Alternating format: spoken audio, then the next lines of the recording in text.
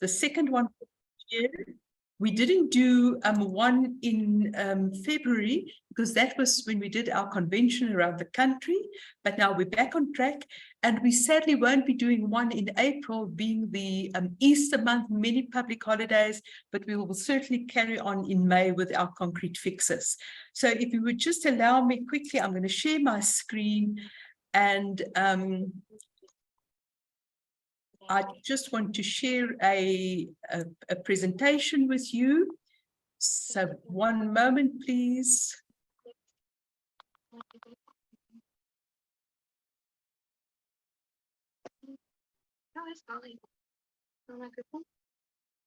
You can share what happened to Jason, that he was murdered.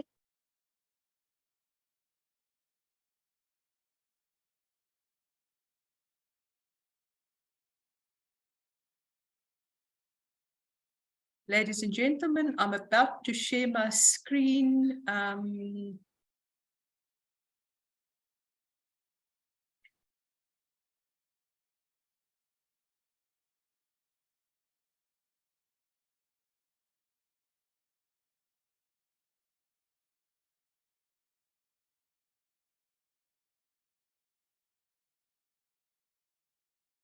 Okay, for some reason that is not working right at the moment. I'll give it one more try.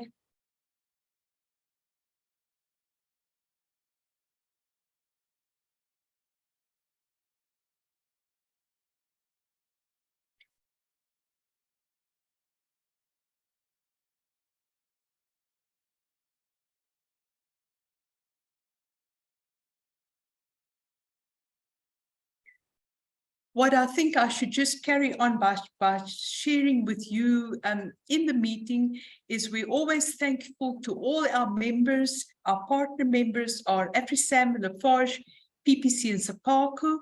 Our gold member is Creso. Silver members, Chioli Readymix, Corestruct, the Quick Group and Seeker. And then all our bronze members representing so many individuals. We're also grateful that we've got 3 emerging contractor members at the moment. That makes us very happy. Our associate members, our academic members, and then international partner member, the American Concrete Institute. The membership benefits and much more, a wealth of information available on our website. We also share posts on Instagram and on LinkedIn. And then 2 events that I just want to point out to you. We've got 2 CPD events coming up. The one is the YCRETS, the Young Concrete Researchers and Technologists Symposium in Stellenbosch, 12th, 13th, 14th of July. And then a webinar, Concrete for Pavements and Related Structures on the 29th and 30th of August. That will be a virtual webinar. Then something else that I want to point out, nominations for the Young Concrete Researcher Award has opened. You'll find detail on the website. Please, if you know a young concrete researcher who will be 35 or younger in this year and meets the criteria, you're welcome to nominate the person. Remember that the Cement Concrete SA, we've got many books for sale, amongst others, the Fulton's Concrete Technology. The March issue of Concrete Baton, our online quarterly magazine, is available on our website. You can look at it there. And then, as always, remember our School of Concrete Technology, available for all the courses. Please make sure that you look at their website and that you actually familiarize yourself with what is available and the courses and how it can assist you with doing your concrete technology career path. Now, having said all of that, we've got a few more attendees on board, and I'm sure many more people are still going to log in as we go ahead. But I'm going to introduce Dr. Rod Rankine to you. And in fact, Rod is sitting next to me today, but I'm just going to briefly tell you before I share the screen. Dr. Rod Rankine is a registered professional engineer and concrete technologist specializing in the field of construction materials and the science of building. His company, Rod Rankine Engineering Solutions, CC, conducts forensic investigations on failures, assists in the development of construction specifications and solutions. He has a BSc, MSc, and PhD from WITS, as well as an ACT diploma. Rod is currently a committee member of the SAIS Environmental Engineering Division, and amongst the various technologies he has developed is a plate dowel and installation machine for retrofitting the edges of industrial floor slabs for load transfer, called the retro dowel system, and that's a trademark name. He's an author and co-author of more than 40 papers published in accredited journals of science and engineering, international conference proceedings, and books. And Rod is an old-time employee of cement of the Concrete Institute, and is so happy that he's with us today to share with us. Let me share the screen, get Rod up and running with his presentation.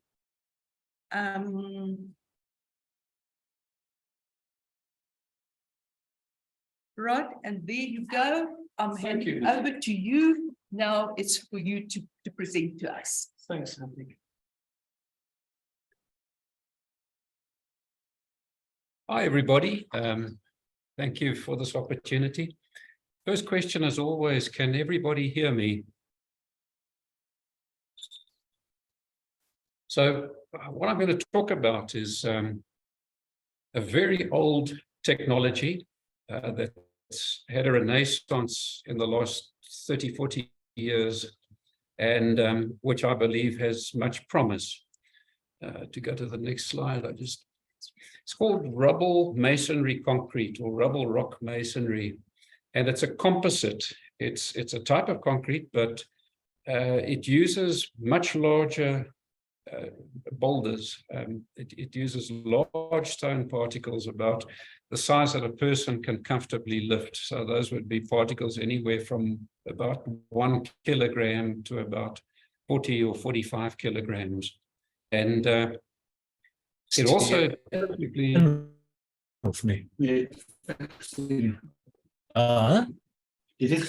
Nee, ek het vir jou e-mail gestuur.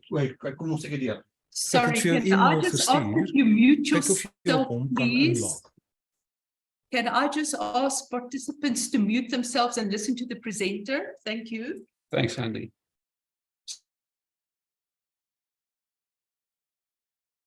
Most of the materials that are used are sourced on site. The only material imported from afar is the cement. And as a result, it enables you to maximize the amount of remuneration paid to the workers. So in theory, the biggest share of the cost should go to local workers and be reinvested in their communities. So it's one of those very empowering technologies. And here you can see some people building a couple of dams. You can see on the top left-hand side the typical size of the boulders, and then in the other two pictures, people actually using it to make dams. And its history goes all the way back to Roman times. There are still a few rubble masonry concrete structures from Roman times that have survived 2,000 years. I'm sure that most of them have perished and only the better ones have survived. But this photograph, for example, of a ruin, it's still partly intact, just is testament to the fact that it's got the potential to be a very durable construction material. And then it was used again about 150 years ago in America. They built a lot of the infrastructure, particularly dams, with rubble masonry concrete. And again, it worked well because they could utilize local materials as far as possible. In those days, cement was a relatively expensive material. There were relatively few factories that manufactured cement. And in fact, most of the binder that they used in America wasn't Portland cement at all, but it was lime. The Romans also used hydrated lime. And the Roman lime was pozzolanic. They mixed it with volcanic ash, which made a pozzolanic binder. And in America too, they had pozzolanic lime cements. And it worked well for them. In those pioneering days, they didn't have a lot of money. They didn't have a lot of machinery. and they could make maximum use of local labor. Here's another picture of the Croton Falls Dam in New York from about 1906. And what you can see here are the extremely large stones that they used. So these were often called derrick stones, and they would make use of stones that were up to 10 tons. And with skill, they could pack smaller stones around the interstices between the bigger stones, and they could really reduce the volume fraction of the expensive cement mortar. Here you can see a chap standing on top of a really big stone. They also put in a lot of things that they shouldn't have put in, like old motor car chassis that didn't do much for the material.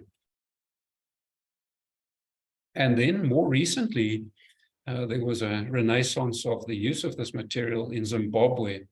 So this followed Zimbabwe's independence. They went through a stage where they had very little foreign exchange.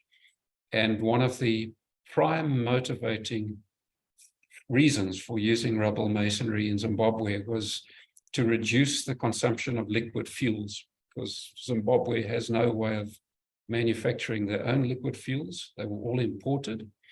And there was an exchange of currency problem. So they built these using local labor very successfully. And the idea of empowering local people there was secondary. I mean, the foremost consideration by far was getting the cheapest, most cost-effective and durable infrastructure that they could. And there were a couple of brilliant engineers in Zimbabwe, people like Bill Wild and a couple of others that were really good at using their pocket calculators to design these. This is a log spiral arch dam. I think it was designed by Bill Wild. And in the 1990s, when I worked at Wits University, I started researching this. We just had the start of the RDP, the Reconstruction and Development Project here.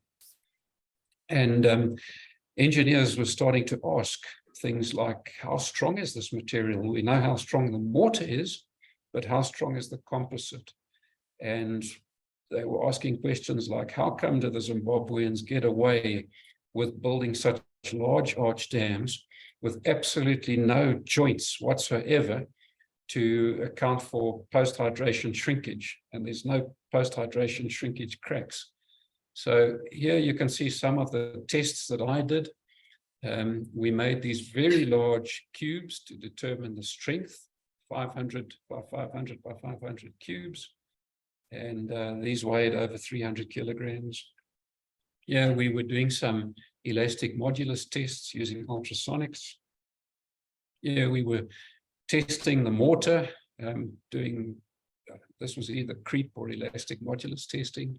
And here was a device that I built to measure the elastic properties to try and quantify the elastic modulus in different axes.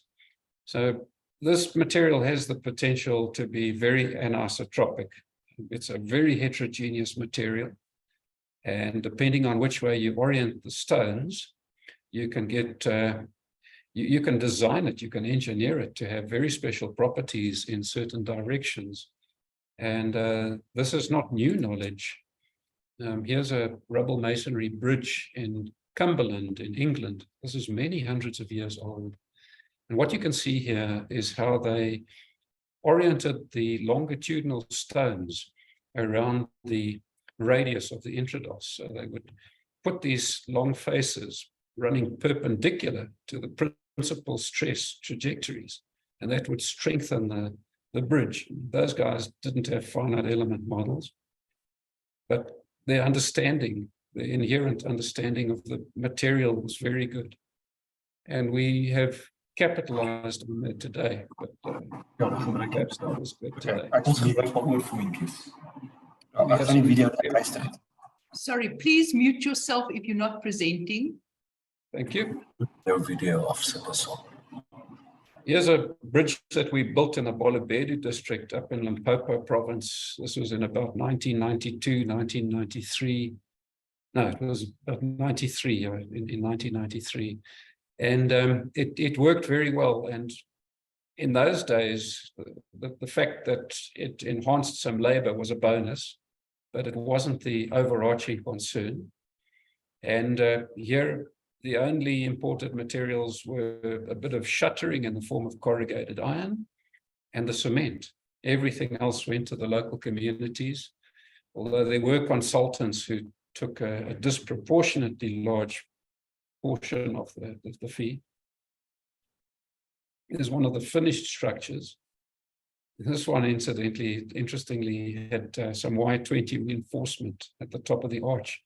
Totally unnecessary, but the structural engineers didn't have confidence in the material. But that's an extremely strong structure. And I studied in quite depth how these bridges would behave under load, and under point loads like wheel loads. There's a very simple formula that you can use. It's not even a formula. If you can draw straight lines with a ruler from the point of loading of each wheel through the masonry to the foundation, without going through the intrados, without going through clear space, it's virtually infinitely strong. Very simple technique, but it lends itself to the simple material. Now, this was the Alla Cove Dam. It's built on the opposite side of Bosendale Drive. If you head north at Alla Ridge Hotel on the Yuxco River. This was one of Quinton Shaw's dams. Beautiful structure. The owner built the structure himself. Well, there were two owners, the Richter brothers, to save costs. And I think they did a pretty good job. Quinton Shaw had some gray hairs at one stage, but the structure still stands today, and it's a beautiful piece of infrastructure. And then at Bakubang, Quinton also built this dam. In those days, and I'm talking 1993, this entire dam cost 500,000 Rand. I'm sure the contractor made a slight loss, but it's a wonderful, superb piece of enduring infrastructure, virtually maintenance-free. And then this is Maritsani Dam, which was designed by Altus de Beer. And this is a composite dam. This is a thrust block at Maritsani. And the material lends itself quite well to composite construction because it allows the designer to put the rubble masonry part where there's rock, founded on rock. The rest of the dam is with a clay core. So he could use the best of both worlds, two different materials, and build a composite dam very economically. This one cost about 5 million Rand. It was built on the Sepiko tea estate. And on this job, they imported skills from Zimbabwe to teach our workers how to do it. And they worked incredibly well.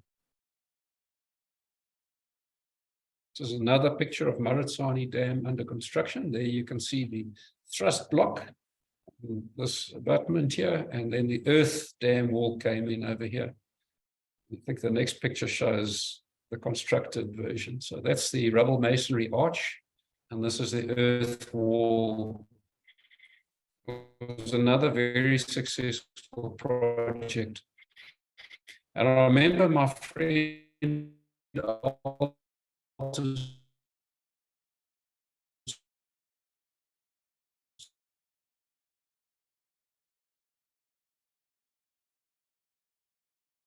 that it empowers the local people is an added bonus.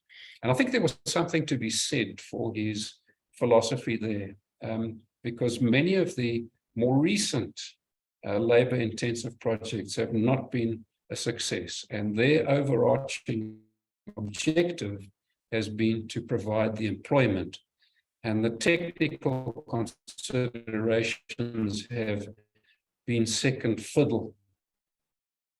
And many of them have had enormous technical problems, unresolved. Quinton's, Hogsback, is the Kita Dam in the Waterberg.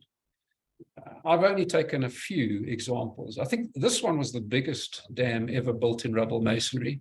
It was at the time. I'm not sure if it still is. This was on the Anglo Platinum mine, Lucilia Poort Dam in Zimbabwe.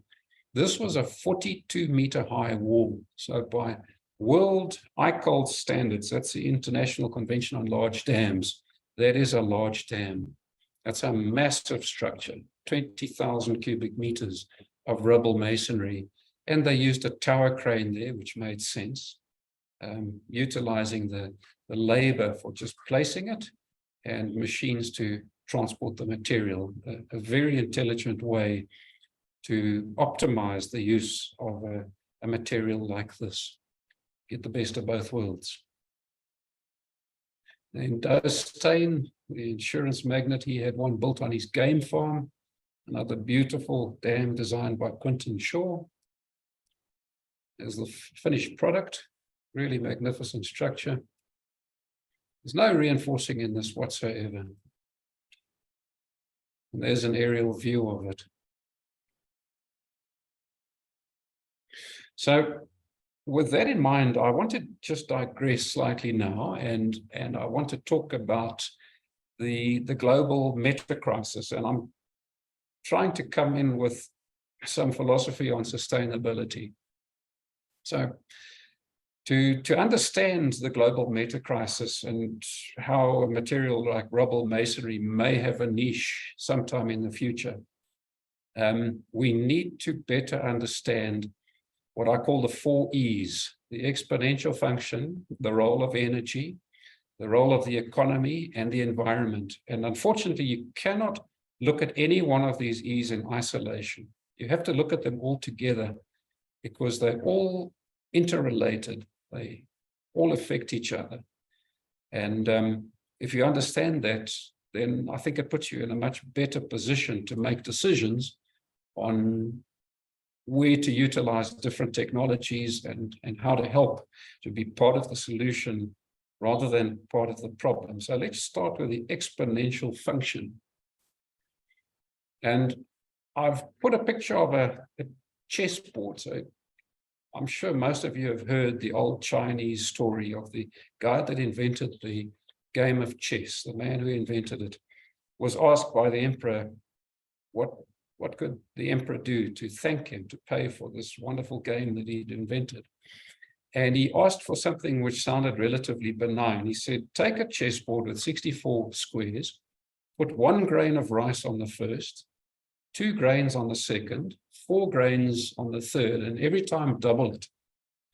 And that can be my payment. And the emperor thought, well, that's a very reasonable request. And he instructed his servants to go and fetch some rice. And they soon discovered that all the rice in the kingdom of China wouldn't be sufficient. If you look at the 64th square of the chessboard, it's 9 million trillion, a number quite close to that. And why I put this here is because people just can't understand this. They don't get it. Our education at school is lacking. The foundations are grossly inadequate. Teachers don't spend nearly enough time in the primary phases of education reinforcing concepts like this. And I know actuaries who don't get this, so don't feel bad if you don't get this. The exponential function is something that the human brain just battles to understand. And this is the crux of the dilemma that faces humankind at the moment, because we're encountering all sorts of tipping points. Problems are coming at us faster and faster, and the rate at which things speed up in the exponential world is frightening towards the end. And in nature, nothing ever grows forever. If you look at plants and animals, they grow very rapidly in the early years, and then there are natural phenomena that constrain perpetual growth. The only example I can think of in nature where growth doesn't stop is cancer. When we get cancer, the cancer cells just keep multiplying like this. And the interesting thing, if you do this exercise, and if I was a school teacher, I would spend 6 months reinforcing a topic like this in about grade 6. You put one grain there, and then this is the one quadrant, or the one square, which is unique. It's double 1. And then when you get to 4, 4 is 1 plus 2 is 3 and 1 more. And every time you double, you get 1 more. So when we get to 8, 8 is more than the sum of 1 plus 2 plus 4. When you get to 16, 16 is more than the sum of 1 plus 2 plus 4 plus 8, and so on and so forth. People just don't understand this. So one of the philosophers, Albert Bartlett, said the greatest shortcoming of the human race is our inability to understand the exponential function. I agree. And Albert Einstein said, compound interest is the most powerful force in human society. And if there is a doubling and then another doubling, that leads to exponential growth. It's irrefutable. You can prove it mathematically, and it doesn't matter what the percentage growth is. Even 1% growth every year is an exponential function. So you can do a simple arithmetic exercise. I recommend you do it. Go and do it on Excel. Draw up an Excel spreadsheet with 2,000 lines and do this calculation longhand. Don't go and get compound interest formulas, which our teachers were all too much in a haste to teach us, because then you miss the best part of the journey, which is the discovery on the way. Go and do it longhand.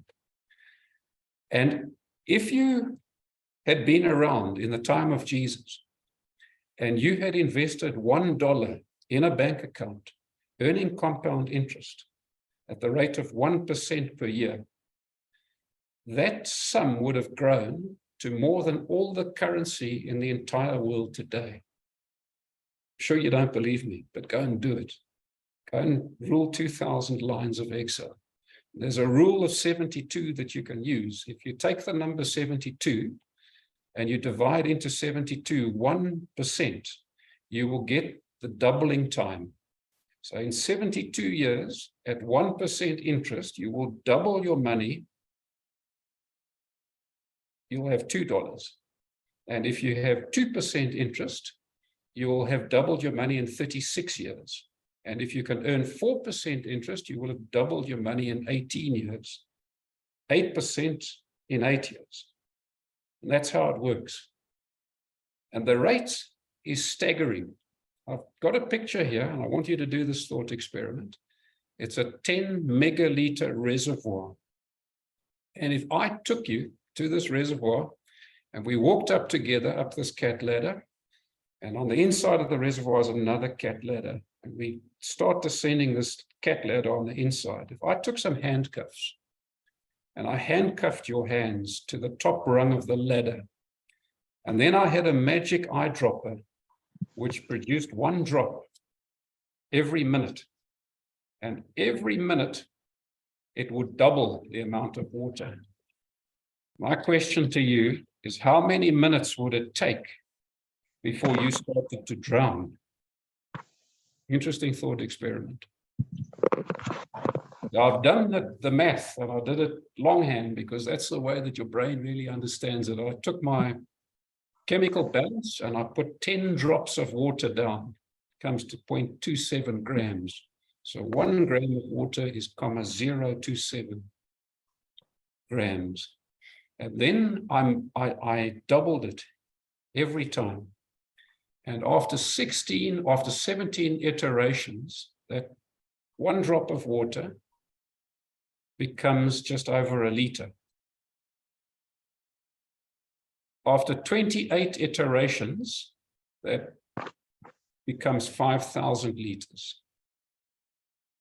And at 43 minutes, my head is underwater. I'm starting to drown. That is the power of the exponential function. So just think about something. At this point here, Water's halfway up. It only takes 1 more minute before it doubles and it's full. Imagine that. And it works the other way too. Things can exponentially change and they get smaller. Ernest Hemingway was a wealthy man and he went bankrupt. And when he was asked, how did you go bankrupt? He said, gradually and then suddenly. That's the exponential function working against you. And this is happening with our resources. I'll show you just now. These are very, very powerful forces in human society and in the natural world, which are going to shape everything in the future. And the better we can understand this, the better we can make adjustments so that we can survive and prosper in the future. So let's talk about the second E now, which is energy. Energy, by definition, is the ability to do work. Nothing happens without energy. In the natural world, in business, everything depends on energy. Energy is the currency of life. And our fossil fuels, we still depend upon for about 80% of the world's final energy consumption. Those are coal, petroleum, and natural gas. They make up 80% of the energy mix. And once we burn them, fossil fuels can never be recycled or replenished on any human timescale. They're, for all intents and purposes, gone. And currently, we're burning through our resources, our bolus of fossil fuel that we found, our bounty, at a rate 10 million times faster than nature sequestered them. Just take a deep breath and think about that statement. We're burning through them 10 million times faster than nature sequestered them. So just imagine that in one day, we burn the equivalent fossil fuels that nature took 37,000 years to sequester. In 1 hour, we burn through what nature took 1,140 hours to sequester. In 1 minute, we burn through what nature took 19 years to sequester. And in 1 second, we burn through what nature took 113 days to trickle charge. That, if people understood that and nothing else, I think the world would be a very different place. The best current estimates are that we've used about half of our fossil fuel bounty to date. We've used the easy half. We pick the low-hanging fruits first. The first oil wells were the easy ones to develop. Now it's getting harder and harder. We are transgressing from an era of cheap, abundant fossil carbon energy, and we're entering an era of scarce, expensive fossil carbon energy. We've used up the easy stuff. Life's going to get more challenging as we go forward. And here's a graphic which just shows since 1800 what we've used. So in the 1800s, we were using practically no coal. And sometime over here, James Watt perfected his steam engine and the Industrial Revolution took off. So the gray here is the coal, the brown is the biomass. And then sometime at the beginning of the 20th century, we discovered petroleum. And that took off. That's now the most important fossil carbon fuel. And then we discovered natural gas. And then we discovered hydroelectricity and nuclear. And very late to the party come the renewables, the so-called renewables. But what I want you to understand is that the combination of fossil carbon fuels, coal, oil, and natural gas, they still account for 80% of our requirements. We have progressed somewhat in 20 years. We've gone from 82% to 80%, but the net amount of fossil carbon fuels we use, with a few minor exceptions, increases every single year. We use more this year than we used last year. And half of all the fossil carbon fuels ever consumed, ever burnt by mankind in the last 10,000 years have been burnt in the last 30 years. Think about that. Half of all the fossil fuels that have ever been burnt have been burnt in the last 30 years. Okay, that's the doubling. And if we continue to grow the economy as economists expect, they say they don't want a huge economic growth, just 2 or 3%. At 2%, we're going to double again in 36 years. So if we only grow 2%, we're going to double the consumption of fossil fuels in the next 30 years. That's everything there is. After that, it's gone. There's no more.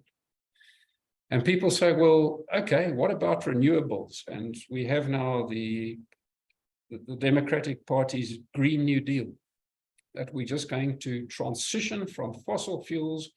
If we stop insurance companies from insuring the companies' infrastructure that produce fossil fuels, we're just going to transition to green technology, and with wind turbines and solar panels, everything's going to be hunky-dory. We can continue to grow some more. That is a platitude. It's not going to happen. Look how small the renewables are today. We are growing renewables at a very fast rate, but we actually are growing the consumption of fossil fuels faster than we're growing renewables. In 2018, the amount that we increased our consumption of energy was more than all the solar panels ever installed in history, by a factor of nearly 2. So in 1 year, the increase in demand for energy was more than all the fossil fuel, all the solar panels ever installed. That's a phenomenal thought to hold in your head. And the truth is that there's just not enough of the materials from which solar panels and wind turbines are made to replace all this, all the fossil fuels. And incidentally, wind turbines and solar panels are not renewable. They have very short lives. They're made with fossil fuels. They include fossil fuels in the materials that they're made from, and they have very short lives of only about 20 years. Even the concrete foundations of wind turbines are not expected to last more than 20 years in the current environment, which is crazy. I've had some clients who've told me this, and I've said, you've got to be mad. Why can't we make the foundations last for 200 years? No. The answer is we only need them to last for 20 years. So the solar panels and the wind turbines are not renewable. They're rebuildable. They're replaceable.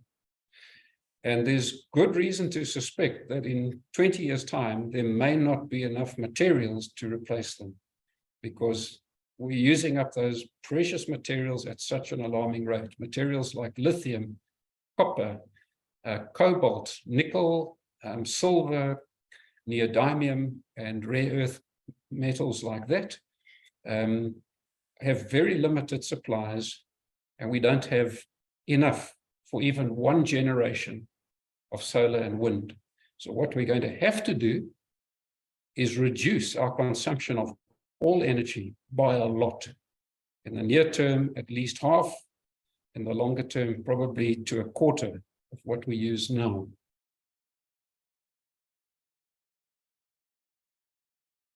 And the other exponential thing that we need to talk about is the growth in the human population. Here's a graph that shows what it's done in the last 10,000 years, or the last 12,000 years.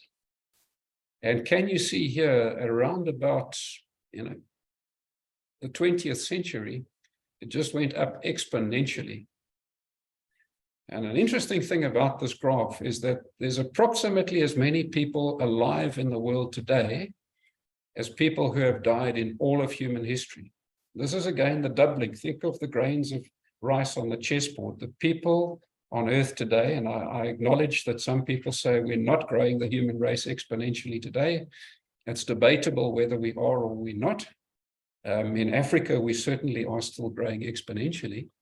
But just in my lifetime, I was born in 1966, the human population has more than doubled. It's nearly tripled in my lifetime. And this has been made possible by our consumption of fossil fuels. This has enabled us to feed people and to bring billions of people out of poverty, out of abject poverty. But it's also caused us to go into what's called overshoot. So overshoot is described here by Professor Bill Rees quite nicely. He says the human enterprise is in overshoot. We exceed the long-term carrying capacity of the Earth. We exceed it by about 1.7 times. The Earth without the fossil fuels could only sustain a fraction, just over half the people that are here now, if we live very frugally. Only reason we can continue to live this great lavish lifestyle is because of the fossil carbon fuels. We're degrading the biophysical basis of our own existence, despite decades of cumulative evidence, and it's 5 decades at least now. The world community has failed dismally in efforts to address this problem. We live lives today that kings and queens of old would have only dreamt of. They would have been envious of us, the ability to get onto a jet plane and go anywhere in the world, be anywhere else in the world within about 36 hours. The ability to go to a hospital and get modern medicines, which are largely made out of fossil carbon fuels. Those are things that ancient people could only dream of. And we have another exponential crisis looming upon us, and that is that in order to get energy, we have to invest in energy. You can't sit in front of your fireplace and say to it, fireplace, give me some heat, and then I'll put wood into you. You first of all have to invest some energy. You've got to drill a well or something. And back in the days of Colonel Edwin Drake, when he struck oil in Titusville in Pennsylvania, they were getting 100 barrels of oil out for every 1 barrel of equivalent energy they put into drilling that oil and building that oil well. And as we get further and further down this path of diminishing resources, so the amount of energy we have to invest in order to get out energy is going to increase. And the problem with that is that the net energy, the net useful energy that we can actually get out to do all the things that we love to do, to fly our jet planes and build our skyscrapers, that's going to diminish. And it's going to diminish exponentially. So that's like the example I gave you of Ernest Hemingway going broke slowly, slowly, and then all of a sudden. And if you look at the trajectory we're on now, we probably peaked in the production of conventional fossil carbon petroleum in about 2005. We had a big boom from the tar sands in Canada. There's some in Venezuela as well. And then also from the fracking, which happened in the United States, where they hydraulically fractured rock to extract oil. And what we find with these new techniques is that the return on energy is not very good at all. The Alberta sands in Canada are giving us energy returns on energy invested between 1 barrel in and 5 out to 1 in 1. So the 1 in 1 would be the return that you would get if you actually rehabilitated the environment. These sites where they extract the oil sands are toxic, disgusting pools of sludge. They have cannons over the water, which evaporates to scare the birds away so that the birds don't descend and swim in the lake, or they'll never take off again. And just the other day, last week, in fact, I heard that in the Permian Basin, that's the biggest basin in the United States, in Texas, that the energy return on energy investment is 2. So you put in 1 barrel of oil equivalent and you get 2 out. That's all you get out. And the only reason that this has bought us another 10 years is because of credit, because of very fancy financial trickery. There's a good book on the subject called Snake Oil by Richard Heinberg. And some of the tricks that they deployed in the US to justify this whole thing included counting the efforts of strippers and prostitutes amongst the oil drillers as part of the GDP. And the only way that you can sustain this kind of development is by fracking at an ever-increasing rate. They have what they call the drill, baby drill mantra. And this is a philosophy that comes straight out of Alice in Wonderland. There are two problems with fracking. The one is that the amount of shale oil you can get out is only about 5 to 10% of what's there using current technology. We haven't improved that much over several years. The other problem is that the rate of depletion of these wells is so rapid. In the first year, the rate of production decreases by 40%. In the second year, it's about 25%. And in the third year, it's about 17%. So the only way to sustain this is just to go on a mission of fracking as fast as you can. And this comes straight out of Alice in Wonderland, this thinking. There's an extract from Alice. They are running the Red Queen's race, the useless struggle described in Lewis Carroll's Through the Looking Glass. Everyone in Red King's kingdom had to run as fast as they could just to stay in one place. As bewildered Alice noted, it was a lot of work to get nowhere. And that's the problem with this. If we don't change, we're going to be without enough energy to sustain ourselves. And it's not just energy. The problem also goes to our resources, our very critical, scarce resources. This is a photograph of some pioneers in Alaska, taken about 100 years ago. And they're lying on top of a 3-ton nugget of native copper found in Alaska. We don't find that anymore. That's the low-hanging fruit. If you look at where we're getting copper from today, it's mines like this mine in Utah, huge, huge copper mine. They use diesel trucks to extract the ore, and the ore grade is very low. That nugget of copper is 100% copper. This ore is 0.44%. So you have to pull 227 kilograms of waste rock out in order to get 1 kilogram of copper. And then you waste all that rock. And you're using depleting fossil carbon fuels to do it, namely diesel. There are some mines that have electrified. The Seanson mine is an example in the Northern Cape.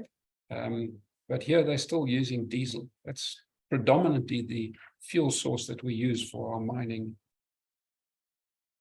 And the problem is that as these fuel sources deplete, we forget that we don't only need them for energy.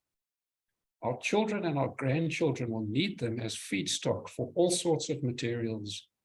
Okay, there's no material on Earth that feeds so many different materials, secondary materials, as petroleum. Our textiles, our paints, our adhesives, our plastics, our medicines, our computers. You just look around the room that you're sitting in now and think to yourself, everything is either made out of fossil carbon fuels or it took fossil carbon fuels to get it here. Every single thing starts with a little fire somewhere. Even our asphalt, lubricants. Our children are going to need these materials. If we burn them all up, what will they do?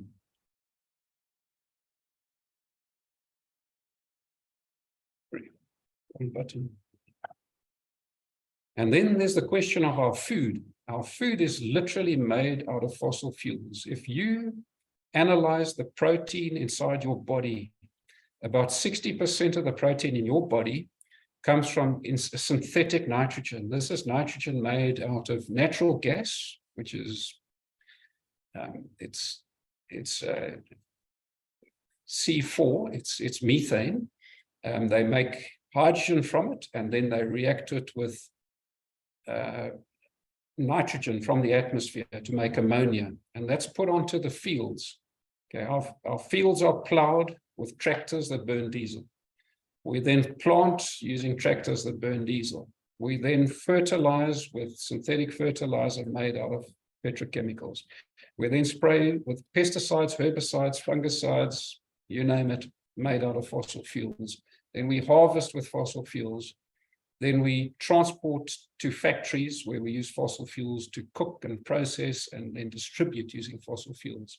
So for every 10 calories, or for every calorie of food that we get, approximately 10 calories of fossil fuels have gone into the production of that food. And it would be absolutely impossible to support 8 billion people on this earth with the current food that we eat without the fossil fuels. And largely that's thanks to the two German engineers, Fritz Haber and Karl Bosch, who developed the Haber-Bosch process for making synthetic nitrogen back in 1911. Now, I want to talk about the economy, and I want to just emphasize that there are three tiers of wealth. We have primary wealth, and that is healthy environments. It's rich topsoil on our fields. It's timber in our forests. It's fish in the sea. It's a healthy society of people who contribute meaningfully. And then we have secondary wealth. These are our factories, our schools, our roads, our airports, our wastewater treatment plants, things like that, our homes. And then we have tertiary wealth. And tertiary wealth is things like cash, investments. You can think of tertiary wealth as claims on secondary and primary wealth. So an interesting thought experiment, Ludwig von Mises was the author of this thought experiment. If a magic fairy were to come in the night and deposit $1 million in everybody's bank account, would we be any better off? I think there's a good argument that a lot of poor people would be temporarily better off. But the $1 million extra in everybody's bank account doesn't affect the amount of real stuff, of real wealth in existence. It doesn't change the amount of real natural bounty or the amount of secondary stuff. And in effect, all that it does is cause inflation and then hyperinflation. And really, energy, not money, is the lifeblood of any economy. Energy is the economy. Just think about it. Labor without energy would be a corpse. Technology without energy would be a sculpture. And a factory without energy would be a museum. Energy is so important. I cannot stress that enough. Nearly everything, as I said, started with a fire. We measure our success as a society in terms of gross domestic product, or GWP, gross world product. And that is actually a proxy for how much stuff we burn. We call ourselves Homo sapiens. That means wise men. Maybe it would be more apt if we called ourselves pan-ignis, which means fire ape, because that's what we do. We burn everything we can. And our economic model today encourages us to burn our resources that are left. Remember, if we double our economy again, we will exhaust these things in the next 30 years. We're encouraged to burn them as fast as possible. Every chief executive officer in the world who heads up a listed company has a legal fiduciary obligation to maximize quarterly earnings. So he can be the greenest person on earth. He can care about the oceans. He can care about plastics in the environment. He can care about carbon dioxide. But if he leaves money on the table and doesn't maximize every cent of earning, he'll get a tap on the wrist. And if he continues to be disobedient, he will be replaced by somebody who is submissive. Money is a proxy for energy. And here I can show you the relationship between GDP and the amount of energy we burn. the correlation is so tight, it's almost 1. It's an R squared of 99%. So the closer you get to 1 in a correlation coefficient, the more tied these things are together. So 99%, the only reason it's not 100% is that we get slightly more efficient at burning our fossil fuels every year by about 1%. And the amount of carbon emitted into the atmosphere is exactly the same, because that's proportional to the fossil carbon energy that we use. So burn more fuel, you make more carbon. And we're all doing this because that's what we're encouraged to do. That's our goal. We need to urgently find a better thing to aim for. One of the things that some of the economists tell us is that with GDP, if we have a riot, it's good for GDP. If we have more motor accidents, it's good for GDP because that stimulates the economy. Surely we can find something better. The Kingdom of Bhutan has got something they call the Gross National Happiness Index, where they aim to make their population as happy as possible. Now, the relationship between energy consumed and materials used is the relationship between GDP and materials consumed is 1-to-1. We have explored decoupling the economy from materials consumption and energy, and we found it just doesn't work. There's a thing called Jevons paradox. If you make a saving by saving on energy, you're more likely to just go and spend the money doing something else that burns up the energy you would have saved. And so we have debt. Okay, what we have in our economy is this thing called debt, and debt has run out of control. And what debt enables us to do is to pull resources from the future, resources that should only be mined by our children sometime in the future. It enables us to pull them forward into the future. So this can be a graph. So it pulls them forward to the present. This can be a graph of petroleum reserves depleting, or it can be a graph of natural resources depleting. And what happens is that by about the time that we've used up half of the resource, it peaks, and you can try as hard as you want, but you just can't produce enough. And then you have to consider the consequences of going down the other side. The other side is this inevitable, irreversible, relentless, remorseless terminal decline. And the more we use credit, access to cheap money, to access resources that really should belong to our children, the steeper this rate of decline becomes. Now, currently, 95% of all our currency, about 95, is imagined into existence by commercial banks. That money doesn't really exist. They imagine it. I mean, they used to turn on a printing press, but now the money is created, the currency is created in a keyboard. And the difference between $1 and $1 trillion is now only 12 keystrokes. And the problem is that it may be easy to create the money, but the interest required to service the debt must be earned. And that's a problem. We can no longer service the debt in the world.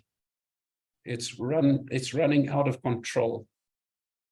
And it started running out of control about 51 years ago when President Nixon took the dollar off the gold standard. On the 15th of August, 1971, he temporarily suspended the gold standard. So you could no longer go and take dollars to the bank and exchange it for gold. And that enabled US politicians and politicians throughout the rest of the world to turn on the printing presses and create currency at an unprecedented rate. And we see now in the world the debt just mushrooming, again, the exponential function. This is an old graphic. These are $100 bills stacked higher than the Statue of Liberty. And now it's at least 30 trillion. The US debt is over 30 trillion. And every single US president almost doubles the amount of debt. This is the doubling. It's not sustainable. And sometime I believe it could crash. And that would be horrific for people. The problem is it puts a huge burden on future generations. So this is a cartoon. This guy says they're eating at the cafe deficit. He says, order whatever you like. He's buying. This guy's got a t-shirt that says future generations. Thomas Jefferson said it's incumbent on every generation to pay its own debt as it goes, a principle which, if acted upon, would save 1/2 of the wars of the world. Very true. We don't do that anymore. And the risk is that then we have hyperinflation. And history shows that every country, there are no exceptions, that has printed currency into oblivion has crashed its currency. The true value of any fiat currency is eventually zero. This happened in the Weimar Republic in Germany in about 1923. Inflation was running at 10,000% in January, and by September that same year, it had risen to 1 trillion. And the people that suffered the most were the pensioners and the savings. And it happened in many other countries, including Zimbabwe in the year 2008. This is guaranteed to fail, and I think it will. But when it does, it's going to hurt a lot of people very badly. It's not necessarily the end of the world, because remember that triangle of wealth. When the economy crashes and the currency is worth zero, we will still have the same number of factories, we will still have the same number of farms and mines and resources, real world resources. We'll just have to find another way to measure value besides fiat currency. And the last thing I want to say before I end up is the inequality in the world. There's a terrible discrepancy between the richest and the poorest. We have chief executive officers today who make more money in one day than the lowest paid worker will earn in a lifetime. Plutarch said an imbalance between the rich and the poor is the oldest and most fatal ailment of all republics. And that's true. And James Baldwin said the most dangerous creation of any society is the man who has nothing to lose. We're seeing that more and more in the world, and we must try our best to prevent that, to not go down that dark road. So the road ahead is going to be complicated. It's going to be difficult. And we have two extremes that people talk about. The one is that we're going to colonize Mars and we're going to mine asteroids. And this is pervasive in the media, unfortunately. And you see it in movies like Avatar and The Martian. And then the other extreme, we've got these movies that are about zombie apocalypses where we eat each other's brains out. Let me tell you that colonizing Mars and mining asteroids is highly unlikely to happen. I can't tell you what the future is, but I can tell you what it isn't, and it's not that. I mean, even if we had a nuclear conflagration on Earth, I think Earth would be a paradise compared to somewhere like Mars. The chances of a zombie apocalypse are real, but I think a more realistic path is a middle winding path, somewhere between fantasy and doom. We can't go back to the Stone Age and use animal power alone. There are too many of us. And resource limitations will prevent the high-tech options, but the most realistic middle ground solution is going to be some hybrid that uses both old and new technologies. That's the intelligent thing that we should do. And I think we're going to have to be compassionate, empathetic, and above all, we're going to have to use wisdom to guide us through this treacherous path. And one of my favorite philosophers is Noam Chomsky. He puts it so nicely. He said, there's a huge amount of work to be done. There are plenty of idle hands who want to do it. There's ample resources, but the system is so corrupt that it cannot put together massive resources, idle hands, and needed work. But very powerful words, he says, that can be overcome. We have to all engage in making it a better place. Here's a picture of the Tesla factory in California. You see robots and people like Yanis Varoufakis, who's the former Minister of Finance of Greece. have warned us about this. If we go down this road, we will bankrupt the economy and we will impoverish people, because when Elon Musk has sold a Tesla to every millionaire, there'll be nobody left to buy Teslas. Henry Ford understood this. And in the 1920s, he decided to pay his workers enough that they could all afford to buy a Model T. That was the most brilliant piece of PR he ever did. He had the best advocates for his motor cars, boasting about their motor cars and promoting the interests of his business. In our industry, we're now faced with concepts like 3D printing of houses. I ask the question, do we really want to go down this route? And past problems with labor-intensive constructions have largely arisen from an overarching belief that we simply must substitute materials with machinery with labor. And the expanded public works program has largely been a failure. Professor Robert McCutcheon, shown over here, wrote 3 very good articles in the SciC magazine in 2018, and he gives the reasons. But I think there's a more fundamental reason, and that is that it was a failure because it was a self-fulfilling prophecy. We hang on to these metaphors. Jeremy Lent calls them root metaphors, which are so deeply entrenched in society that we can't let go of them. And the belief is that labor-intensive construction can never work. It's bound to be a failure. So we don't even try. We pay the laborers to sit under a tree while we bring the bulldozers. But the rubble masonry was an exception. It really was. And I think the reason was because of the type of technology and the way we used human beings. And there's a very good example I'd like to end on. The US Army Cold Regions Research Department did an investigation in Greenland between the summers of 1955 and 1957. They explored different ways of tunneling through the ice. And this is what they found. They found that the human laborer was more energy efficient by a factor of 100, 2 orders of magnitude. And they attributed it to this. They said efforts to produce practical bit designs for conventional drilling machinery of greater effectiveness have been generally unsuccessful. As a result, faster drilling speeds have been achieved essentially only by application of greater power to the hole bottom. There is no doubt that the very great effectiveness of the manual picking is due to the particular way in which the operator applies his efforts. First, he chooses the point of application of his every blow, as well as the force with which he will deliver. He undoubtedly seeks to develop a favorable geometry at the face, and then to work in such a way as to maintain it. He works around hard inclusions and takes advantage of favorable failure patterns. In general, we must ascribe his very high effectiveness to the choices he makes in striking his blows. We have described this factor, for want of a better term, as intelligence.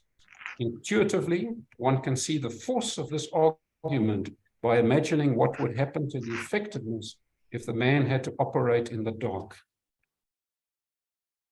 Now, in my research in rubble masonry, I briefly explored how much more efficient we could make it by using a human-powered concrete mixer rather than mixing with a shovel on the ground. And we found that we could double the efficiency. But this was a very primitive human-powered concrete mixer that had very awkward levers that you had to pull to turn the drum. And it had chains with enormous resistance inside the drum rather than blades. And we did work with a simple heart rate monitor to measure the human effort required. And then we calibrated that in a sports science laboratory at Wits University using VO2 max, measuring the rate at which I produce carbon dioxide. And this is the very type of research that I think we need to be doing in the future with all sorts of construction techniques to find ways to make the human machine more efficient. We see great examples of human machines that are extremely efficient, like a man on a bicycle, but we've not yet applied those technologies to construction. And I think it's worthy of exploration. Thank you. Well, Rob, let me join you on the screen. Thank you. You've certainly given us some huge thought for or food for thought, much more than I expected of this presentation. I'm sure everybody that stayed online with us agree with me. Rob, we've just had one question, just specifically pertaining to the use of rubble masonry for constructing minor foundations in small structures. Richard Benneker from Richard Benneker Design said, I've used it for that purpose with full success.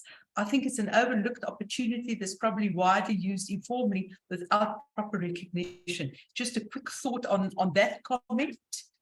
Yes, there's no reason why you can't use it. Our existing codes allow us to put plums in concrete foundations and mass concrete structures. So plums would be boulders of a large size.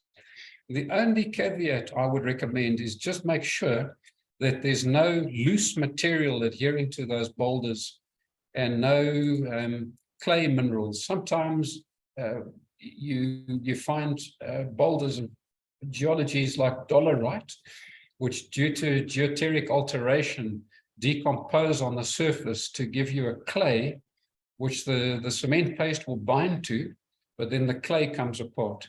So it's just important to ensure that the bond properties of the surface you're bonding onto are good, but there's no reason why you shouldn't use it. All the rubble masonry infrastructure has rubble masonry foundations. Thank you, Rod. Before we close the session today, any more comments, any more questions for Rod? You can just unmute yourself and speak up if there's anything you want to add or ask.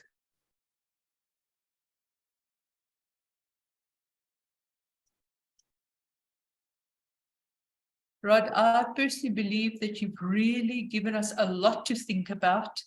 As I say, you've expanded beyond the topic, and it's an uncomfortable thought. You know, was it Al Gore that presented it, an uncomfortable truth? The inconvenient truth. The inconvenient truth.